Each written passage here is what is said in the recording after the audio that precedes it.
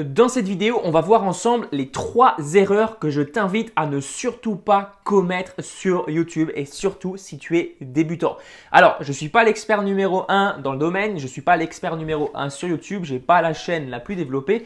Par contre, au cours de la dernière année, j'ai pu quand même tester pas mal de choses, j'ai pu tester pas mal de nouvelles techniques et j'ai pu faire également énormément d'erreurs. Et si tu peux, toi, à ton tour, éviter ces erreurs, ça te permettra d'avancer beaucoup plus rapidement. Avant d'aller plus loin dans la vidéo, je t'invite premièrement à t'abonner à la chaîne et deuxièmement à activer la cloche des notifications pour recevoir une notification à chaque fois que je sortirai ce type de vidéo. Et je parle surtout de développer une communauté sur les différents réseaux. Donc si tu es intéressé par ce sujet, n'hésite pas. Tu peux également me laisser un petit pouce bleu, ça m'aiderait à développer cette communauté qui grandit tous les jours. Donc on va rentrer dans le vif du sujet. Je t'invite à rester jusqu'au bout de la vidéo parce que j'ai pris les erreurs dans l'ordre. En gros, au début, j'ai placé les erreurs les moins fatales, on va dire, et à la fin, j'ai placé les erreurs les plus graves. Et il y a 3 erreurs à mon avis principales, 3 erreurs que je vais te détailler le plus clairement possible dans cette vidéo. La première erreur que je t'invite à surtout pas faire, c'est dans ton titre. Il y a beaucoup de personnes, et je l'ai vu sur plusieurs vidéos, alors je t'en parle vraiment par expérience,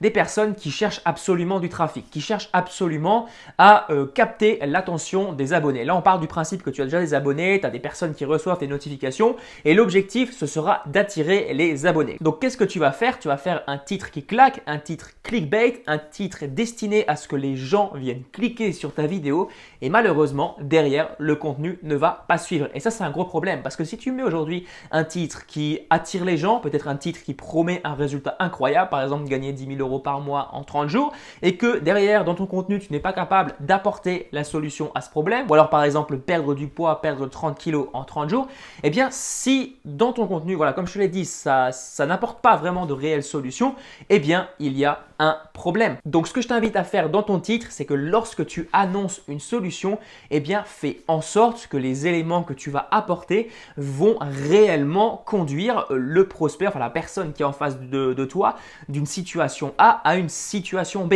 Ça sert à rien de promettre des choses juste pour que les gens cliquent et au final les gens ne vont pas rester sur ta vidéo parce qu'ils vont se rendre compte que tu n'es absolument pas capable de leur partager de la valeur. Alors en petit bonus, vu qu'on parle de titres, j'ai décidé quand même de partager 4 types de titres qui fonctionnent vraiment bien sur YouTube. Mais bien entendu, comme je te l'ai dit, fais toujours en sorte que ces titres soient en relation avec ton contenu. Premier type, c'est tout simplement les titres en liste. Donc, tu vas par exemple décrire 5 manières pour perdre du poids. Deuxième type de titre, c'est les titres en comment. Par exemple, comment gagner tant et tant d'argent en un temps donné.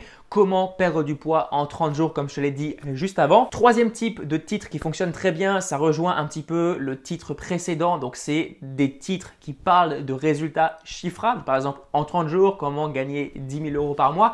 Bref, ce sont des titres qui fonctionnent très bien, surtout quand tu mets des chiffres. Et le quatrième type de titre, c'est des chiffres, mais en relation avec des dates. Par exemple, comment déclarer ses revenus en ligne en 2018. Bref, tu comprends. Ce sont 4 types de titres qui fonctionnent très bien, mais encore une fois, à condition que ton contenu derrière soit à la hauteur. N'annonce jamais un résultat que tu ne peux pas apporter à ton audience. Et ça, c'est pareil dans tous les domaines. Par exemple, tu veux faire une formation vidéo, tu commences à faire ta formation, tu annonces plein de choses dans ta formation et en fait, derrière, le contenu ne suit pas. Derrière, tu n'es pas capable d'apporter une réelle solution à ton audience. Tu promets aux personnes qui sont dans ton audience que dans 30 jours, par exemple, elles arriveront à perdre 30 kilos alors que toi, tu es toujours une personne qui est obèse, une personne qui n'a jamais réussi à perdre du poids. Ça, c'est un problème. Clairement, c'est un réel problème. Donc avant d'annoncer ce genre de truc, essaye au moins de réfléchir. On passe maintenant à la deuxième erreur que beaucoup de personnes font et ça je le vois sur beaucoup de chaînes et je l'ai fait énormément au début, c'est de ne pas regarder tes statistiques. Alors je dis pas ne pas regarder tes statistiques juste dans ton tableau de bord,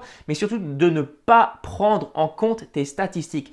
Si aujourd'hui tu as des statistiques, c'est fait pour quelque chose. Si aujourd'hui YouTube te donne des indications, c'est pour que tu prennes en compte ces indications. Honnêtement, ça ne sert à rien aujourd'hui que tu regardes tes statistiques si derrière tu n'es pas prêt à changer quelque chose. Pourquoi je te dis ça? Pour la simple et bonne raison qu'à mon avis, c'est l'élément principal qui va te faire évoluer sur YouTube. C'est vraiment en regardant tes statistiques.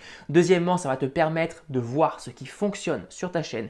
Et troisièmement, ça va te permettre de ne pas publier pour publier. Parce qu'il y a beaucoup de personnes aujourd'hui qui se contentent de publier des vidéos tous les jours, de publier des vidéos par exemple 3 ou 4 fois par semaine et qui derrière ne se remettent jamais en question. Ce sont des personnes en fait qui n'ont pas l'esprit, on va dire, analytique. Alors c'est quelque chose qui se travaille. Moi à la base, je ne suis pas du tout quelqu'un de matheux. À la base, j'ai horreur des calculs, mais au fur et à mesure, eh bien, j'essaie de développer un esprit analytique. Donc qu'est-ce que je fais? Je regarde sur mes statistiques, je regarde ce qui fonctionne, je regarde ce qui ne fonctionne pas et ensuite j'adapte. C'est pas plus compliqué que ça. Si les derniers temps, j'ai fait beaucoup plus de vidéos sur Instagram, c'est que tout simplement les personnes dans mon audience sont plus intéressées par Instagram. Tu regardes le nombre de vues qu'il y a sur mes vidéos par rapport à Instagram, en général, il y a beaucoup plus de vues que sur les autres vidéos. Donc c'est un signe pour moi que c'est un sujet qui intéresse mon audience. C'est pas plus compliqué que ça et je t'invite à faire exactement la même chose sur ta chaîne YouTube. Donc prends toujours en compte tes statistiques pour pouvoir évoluer. Troisième et dernière erreur, c'est une erreur qui peut être vraiment fatale sur YouTube. Ça concerne ton état d'esprit,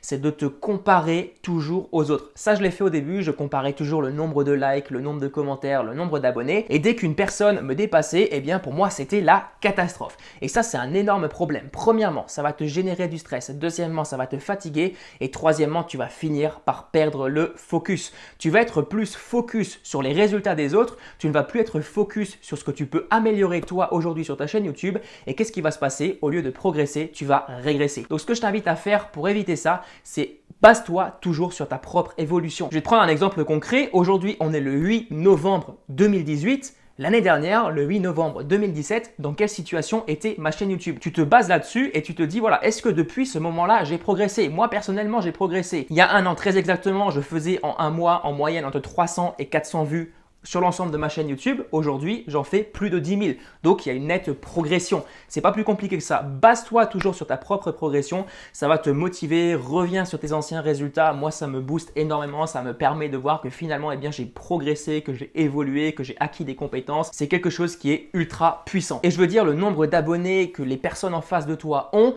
on n'en a rien à foutre. Aujourd'hui, ça sert à rien que tu saches combien d'abonnés a ton concurrent. Parce que peut-être que le gars a fait de la publicité, peut-être que le gars avait déjà une audience auparavant, peut-être qu'il avait un groupe Facebook, peut-être qu'il avait un compte Instagram. Bref, t'en sais rien, il y a tellement de facteurs. Aujourd'hui, tu ne peux pas te baser sur l'évolution d'une personne en particulier.